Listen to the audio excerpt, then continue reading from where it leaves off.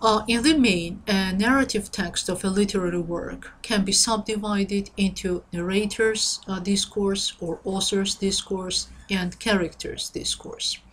In a stream of consciousness novel, the author either entirely disappears from narration, there are no commentaries, no stage directions from the author, or presents unspoken material as if it were directly from the consciousness of a character.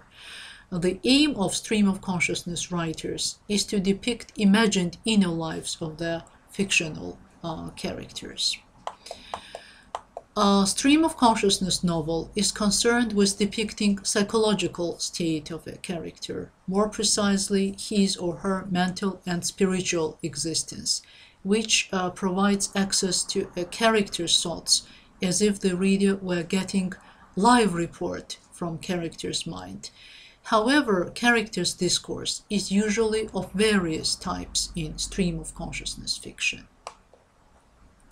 Technical experimentation has figured actively in the stream of consciousness novel. The satisfactory depiction of consciousness has required either the invention of new fictional techniques or a refocusing of the old ones. It is for this reason, doubtless, that the stream of consciousness technique is discussed in critical literature.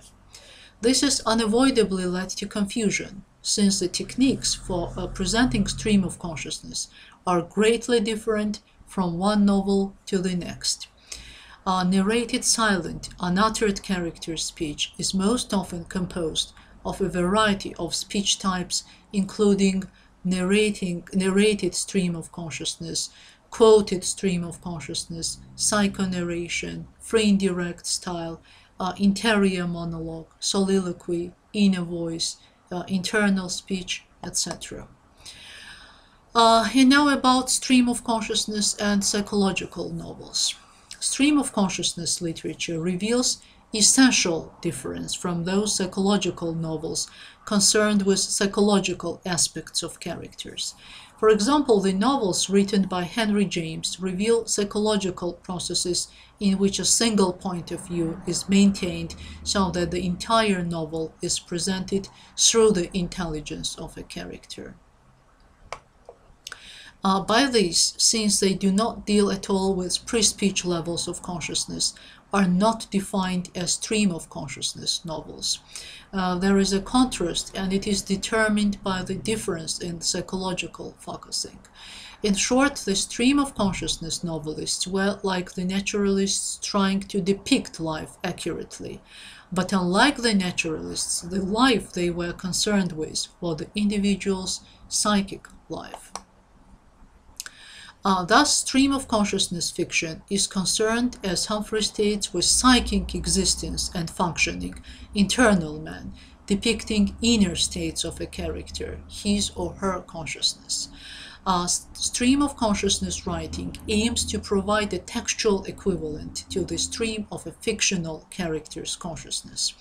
It creates the impression that the reader is eavesdropping on the flow of conscious experience in the character's mind, gaining intimate access to their private thoughts. According to Mepham, the challenge of stream of consciousness writers was to find ways of writing that would create plausible textual presentations of the imagined thought streams.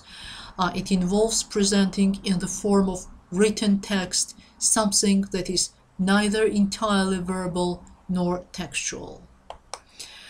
And as we have already mentioned, the aim of stream of consciousness writers is to depict imagined inner lives of their fictional characters, their psychological state, more precisely their mental and spiritual experiences, which provide access to a character's thoughts, as if the reader were getting a live report from a character's mind. Melvin Friedman says that the stream of consciousness novel should be regarded as the one which has its essential concern the exploitation of a wide area of consciousness, generally the entire area of one or more characters. The same opinion was expressed by Robert Humphrey, who stated that consciousness indicates the entire area of psychic structure. Stream of consciousness fiction unites whole area of psychic processes, conscious and unconscious. The latter, as we have already mentioned, being chaotic, irrational, and illogical. But at the same time, he emphasized the idea that stream of consciousness is particularly concerned with subconscious levels of psychic activity, so pre-speech levels of psychic activity. Thus, according to the widespread definitions of stream of consciousness novels, the range of interest of this kind of literature encompasses the whole structure of human psyche, conscious and unconscious with its levels. But it is particularly concentrated on the unconscious layers of the psyche. It may be assumed that the area of stream of consciousness activity is rather wide, serving to reveal the levels close to the surface of the psychic structure, as well as and particularly the deeper levels of psyche.